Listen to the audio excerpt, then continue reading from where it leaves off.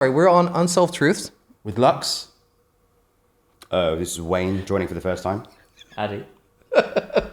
So we started off, I think, talking about Scarlett Johansson, right? And we were saying that she's getting 20 million, and I think we had a little bit earlier discussion. You were saying, Yeah, we were debating if she's if we sympathise with, her case for suing Disney or not. And my position was that I do sympathise because, she was promised, one of the few female actors out there who promised a percentage on a major blockbuster film. The film's been delayed multiple times because they wanted to release it in theatres and not release it to Disney Plus, and then they ended up doing that anyway. Be a devil's advocate in this group here. Is 20 million a lot for a number one female actor for a franchise? I don't know. I imagine some of the highest paid women would be like Jennifer Lawrence. In this day and age, no. Yeah. But most deals are now off the back of Robert Downey Jr. and what he did with the Marvel Cinematic Universe, structuring his deal with a heavy back end, and then getting his colleagues onto that when they were on. Marvel were notorious for having really poor financial deals. I think it's starting to become the norm because studios accept the fact that actually we can have a smaller budget going in at 20 million, and if the film bombs, they're the ones not losing out by having shelled out 35 to 50. So do you guys then think it's justified about being how big the franchise is? So if for example Scarlett Johansson turns around and then, I don't know, does some indie movie or something like that, but still demands a salary of, let's say, 20 million. Well, would you guys? I don't think she would do that because that's not the nature of an indie film. So I don't think she would have demanded that salary when she was in Marriage Story, for example. She's done a few where her salary is quite high, but I wouldn't. I wouldn't say it's undeserved. Yeah, she's been a fantastic actress over the last. And the Disney Marvel Cinematic Universe. She's been one of the earliest joiners. Her first appearance was in Iron Man 2. She acted in many films for them. Has been a great servant for them. And Avengers Endgame is the highest grossing film of all time. They have the money, and I'm not saying you should just give her this obscene amount of money, out of like loyalty. But in most jobs in the world, right, like you should reward loyalty. You should be true to your word, right? And the reports are that Kevin Feige is fuming. Yeah. He's not happy himself about how the company has decided to treat her because he knows promises and assurances are made. I think it sets a bad precedent. I think we're missing the main point though. Contractually, it was supposed to be a cinema release. Sure, absolutely. Yeah. And Disney had gone in the face of that contract. So either there is something in there that allowed them to do so, or there's something else in their back pocket which they can draw out. Disney aren't stupid, right? It was delayed for that very reason, to be a cinematic release. Yeah. We know that these cinema delays, they're actually racking up debt on those films, so they borrow the money. Maybe not Disney, but there is something racking up on that. They need to release it. Obviously, Marvel Cinematic Universe has a very strict schedule which they need to stick by. All these things play into it. But yeah, the main point is it's in a legal written document. So it'll be interesting to see why and what Disney's reason behind going in the face of that is. And I guess a question for you guys, outside of the monetary dispute, what is your kind of thoughts on this dual release strategy, which is releasing in the cinemas and on a streaming service at the same time? I think it was really big in the news a few months ago that for this year Warner Brothers decided that all of their movies coming out, so big ones, you got Dune, you got the Snyder Cut, you got Matrix 4. They've decided to release all of them. There's a fourth Matrix? Yeah, they're making a fourth Matrix. Yeah, Keanu Reeves returning. But they decided they came out early and they said we're going to release everything on HBO, Warner Max, the streaming service, and the cinema at the same time, which is obviously a big part of the Scarlett Johansson dispute. Well, let me rephrase the question to a different format. I mean, we all know that movies take an enormous amount of work and I think hands to get a project started. Like an average movie takes between 2 to 4 years of filming and editing and promoting and everything until you have a finished package, right? Especially a blockbuster. Especially a blockbuster. So the question then becomes, if you have a film that's, let's say, a revenue of 500 million, $500 million, Let's say that. Yeah. How would you divide that? What would you say? Okay, well, actors should get X. Director should get X. Producer should get X. How would you guys? Where would you guys format? Who do you think should get the biggest chunk? Is it the support staff, all the editing, all the animation, all the CGI, or do you guys think, well, without the actor, it's without the actor, and people are charismatic, and that's how they get these roles? Actors are the most important things in films. Hands down. Like you speak to any great director, what's the most important thing is actors, right? Yeah. Like that they make it 3-dimensional. In terms of the monetary thing, so if I give you an example, in the DVD era before streaming, say if you made a film for, it cost you $25 million, right, or $25 million, then you need to put in that much again, another 25 for like marketing, so $50 million, and then you've got to pay salaries and stuff out of what's remaining, and then you put it in the cinema, right? This thing has cost you $50 million, but when it shows in cinemas, you don't keep all of the ticket money. A lot of that goes to the cinema itself. So you need to gross 100 million just to make back that 50 million outlay for you to break even before you're even in profit.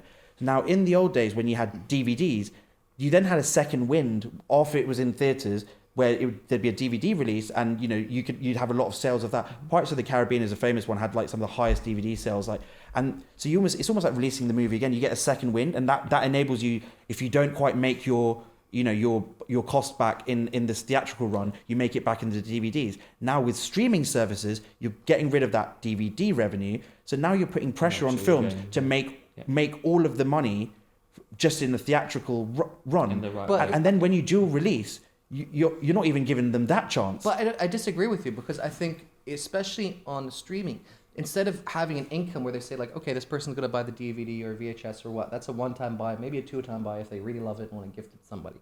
But realistically, it's a one-time buy, right? Yep. On a streaming service, however, like looking at The Office, like looking at certain Marvel films, most people probably in this room have seen them, like the same Marvel film, maybe 3 or 4 times. Right? And that's 3 or 4 times income that would have gotten per stream, because they get paid every time that movie's streamed. Do they though? I don't think they do. They get paid. The streaming platform purchased the rights to that movie for a certain period of time.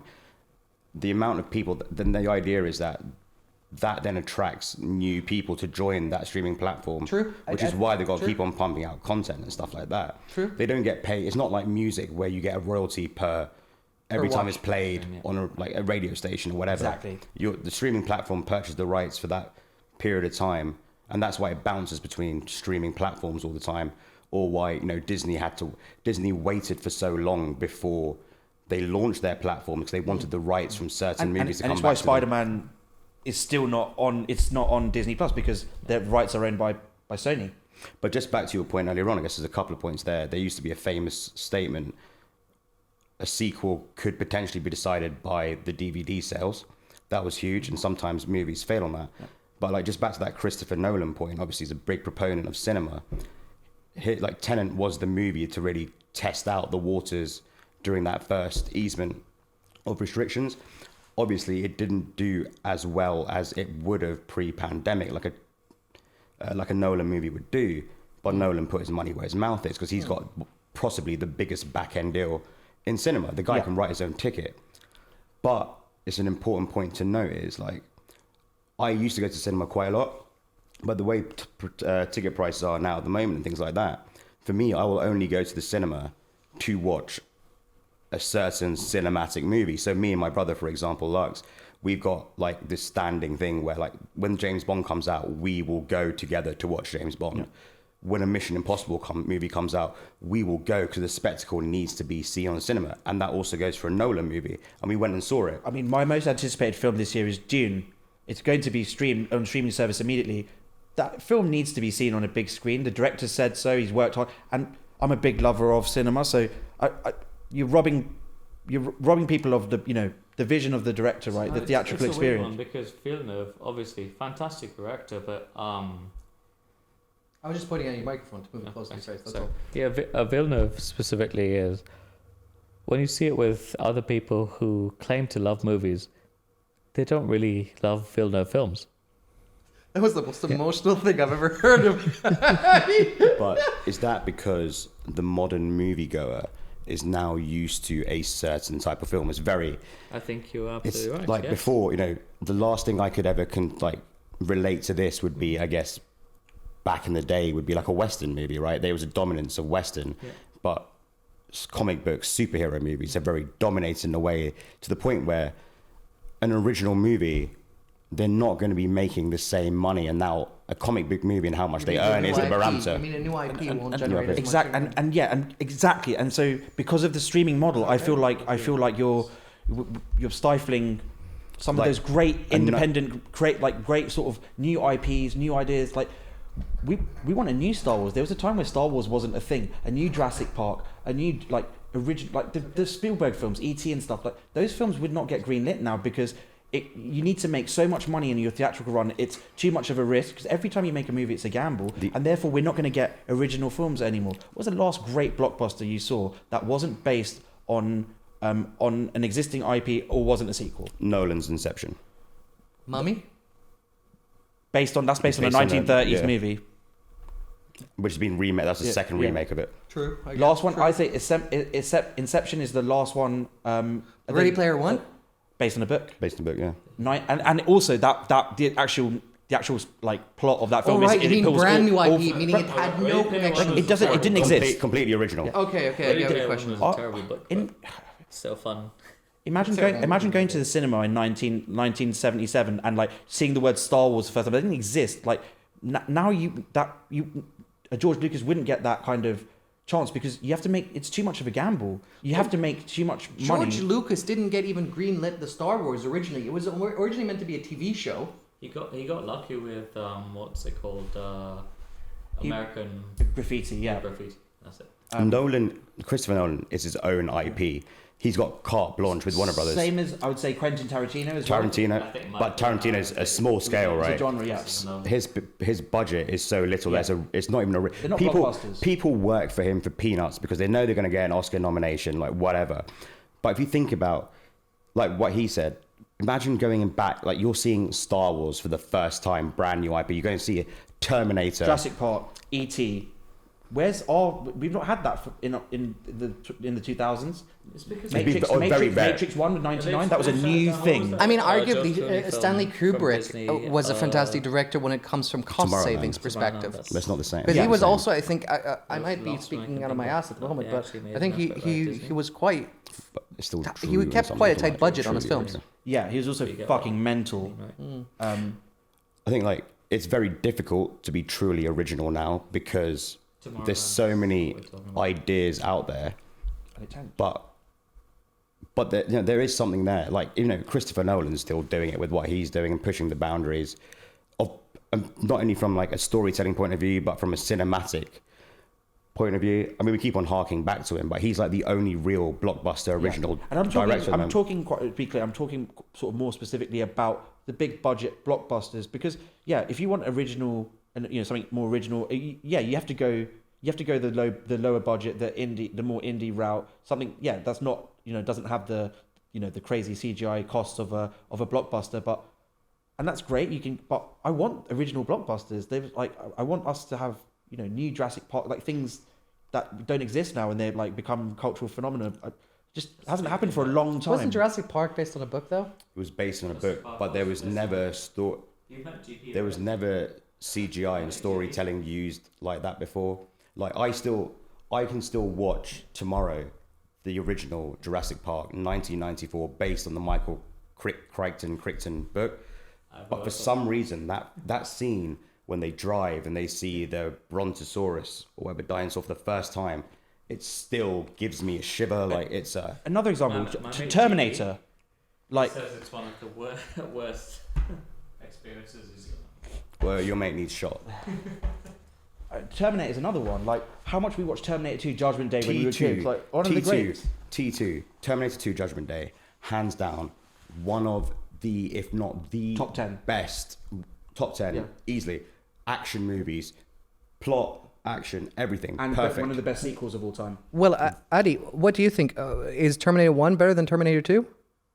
I think Terminator 2 is better. You think you like Terminator 2 as well better? You think it's better, Terminator 1 or 2? I Big budget difference. Terminator 1, I would say, is more it's not CGI better is I wouldn't even Terminator call it a blockbuster. Terminator 2 was like a full blown. No, they It were was the both- most expensive they film were ever made at the both time. Blockbusters in their own right. But how rare is it that you have two groundbreaking obviously there's a massive time difference between the two. They've aged quite well. T2, man, Is awesome. Like, it's a fucking sick film. Well, people always complain saying like there's no strong women in movie roles, and arguably the two strongest women that I can think of, and were also blockbusters, were Terminator 1, Sarah Connor. Sarah Connor, she really kicks ass, Yeah. and Alien. Ripley. James Cameron's well known for writing strong female characters. He directed both Alien, he read Ripley and Sarah Connor. So Aliens, he was a sequel to Ridley Scott's Alien. You got it, yeah? It's weird. And controversially as But well, you get what I mean? Joss Whedon as well writes strong female No, characters. Joss Buffy. Whedon's been terrible. He's a fucking pedo. No, dodgy character, Not pedo, but just- he's got a history of strong female characters in cinema. Yeah, Wanda, Wanda in Scarlet Witch in the Marvel films has become like clearly a very key part of like what Phase 4 is going to become. He introduced her in Avengers 2, which is not a good film. Before even that, mate, he had Buffy the Vampire Slayer in the late 90s, Firefly, Dollhouse. Like he's got a long history. He was in talks to direct a Batgirl film. But James Cameron, all of his films, all the female leads in there. And he did it before it was a tick box Yeah. exercise. He did it before, it was like you had to have one. He did it because It's he weird just sometimes wanted when to. You watch Jim Cameron movie, the most recent Terminator. He didn't direct that. He's still The last film he directed, producer, the yeah. last film he directed was Avatar. so yeah. Been insisting on that for a while. But yeah, Terminator 2 is one of the, and this is what I'm saying. If The newest Terminator film just felt like, they just wanted to recreate Terminator. also the problem, there's been a few crappy Terminators. You have the one with Christian Bale, Salvation. So I actually liked the idea of what they were trying to do with Salvation. I just don't think they executed it well. No, and that was the one where Christian Bale went mental at the light guy, right? They're losing. They just keep But I losing. mean, you know what? The man's in the middle of his job and someone's fucking about. We would do the same in our jobs. Maybe not publicly screw at them, take them to room screw at them, but I mean, that's a really hard question to ask because it's not like an office environment in a film set. You can't exactly like say, hey, John, I need to speak to you in my cubicle, Yeah. right? I think I don't know. I think it's. I'm a little bit sympathetic towards like Christian Bale being like going mad. I don't think he could have handled it a little bit better, but acting is weird, and it's like you have to be vulnerable and you have to be like in the moment and stuff like that. And if someone like gets in the way of that, like it's really hard to get into that headspace, and it can. He's a very good actor. He's also a bit method as well, so people you have to be like that whilst 50 people are around you doing X, yeah, Y, and Z. 100%. And you have to, the great actors, like they put themselves in a place where, they're an open wound, and like, yeah, they can be, the emotions bubble to the surface, right? It's also like any intense production. You have sports teams that have moments like that. It's not any different. And it was handled in-house. And I think also Christian Bale, it must have become clear by that time, like he shouldn't have signed for that movie. He's probably like, this movie is dog shit. And he's probably like just angry anyway. Bale, at that point, he He's one of the part biggest so many- names. he was one of the biggest names in Batman, all right? of Hollywood. Yeah. At that point. All right, and just by the way, guys, in order to save future Michael headache, your lips should constantly be pointing at the microphone. Otherwise, Sorry. I'm doing it right, aren't I? no, because you're talking to your brother. 300 quid you pay for these microphones. I thought they could pick up a little That's bit the more. whole point, right? It's like meant to pick up what's in front of it. Show me how close I need to be. About a Coxworth. It's a weird way of putting it. I just figured it'll improve your perception on it. What was I going to say? Someone come up with a topic. You're going to need to edit the fuck out of that. Within that, there was some Machinist. good conversation. But I feel like me and Wayne have dominated the thing. You two talk. Go with the machinist. We are movie aficionados. No, Sorry, no, I didn't realize. How many films have you guys directed again? This guy knows his Euro trip. No, we like our movies. We know them quite well, like from a historical point of view, what they mean, what they're trying to get. I wouldn't call us like cinephiles, but we do love films. What we know about the films that we like. We grew up like our dad let us watch like The Godfather, One Flew Over the Cuckoo's Nest. We were exposed to like great film, great acting from like a young age, and that's why like I think it's like followed through with us, right? I think arguably it should be the opposite. I think you should be exposed to terrible films while growing up. So when you then see like something amazing, you're kind of blown away. But I'm talking about really bad, like French noir films. Like that's not even like sequenced correctly. But films are subjective, man. If you like a film, you like a film. Like I claim to be a bit of a film fanatic, but at the same time, I'm not. It's not my job, so I do it for pleasure. So everyone says Citizen Kane is like one of the best films ever. I tried watching it for 10 minutes. I was like, this is boring, and I'm not forcing. It's not like homework. I want to be entertained. Yeah, I'll watch films that are challenging, but I want to be entertained. I don't want to watch things just because people say it's good, right? Like exactly. You should be enjoying. When people watch Eurotrip. Yeah. That's staying good. Can we take a pause? Yeah, sure. Oh, sure. Yeah, go for it.